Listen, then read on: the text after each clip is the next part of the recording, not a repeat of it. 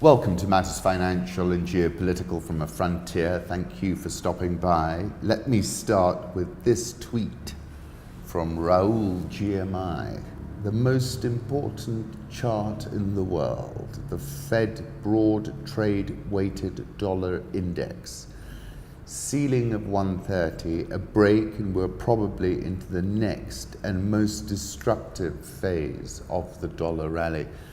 I've been talking about this dollar rally for a while, and finally it seems to be coming into play.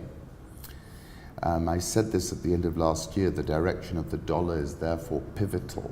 And then at the end of December, I was in a minority and I said I expected the dollar to strengthen about 10%.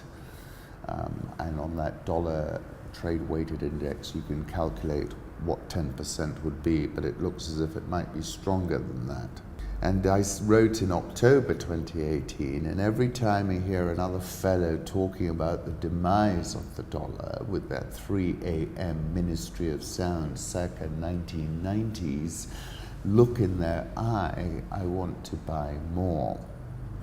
This is an excellent interview on Real Vision with Tony Nash discussing China, the trade war, soybeans, corn, the dollar index. It's absolutely worth listening to. It's 30 minutes, but extremely insightful take on what's going on at the moment. And people are in their bunkers. It's become very adversarial, but he's really does a deep dive into all different aspects of this trade war. The downward pressure on US yields is coming from overseas and persistently low inflation in developed markets. It's undeniable. This chart is from Chris Anstey.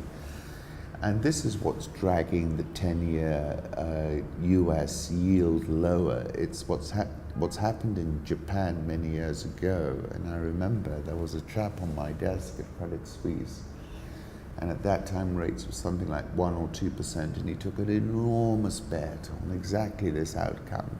And he described it to me one day. It's just amazing to see it play out later on. But you're seeing the same thing happen in Germany, and essentially what it's done, it's dragged the US 10-year down, therefore emitting a recession signal, and everyone's getting excited. But the point about the US is it's got to be importing inflation very, very soon, even if you admit, like I do, that only 20% of the tariff increase will be in fact transmitted.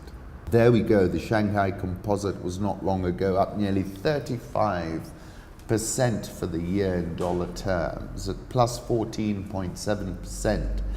It's now lagging the S&P 500 in 2019, birdie word. And I wrote about this and I tweeted about it. I said the stock market and the farm economy are President Trump's Achilles heel.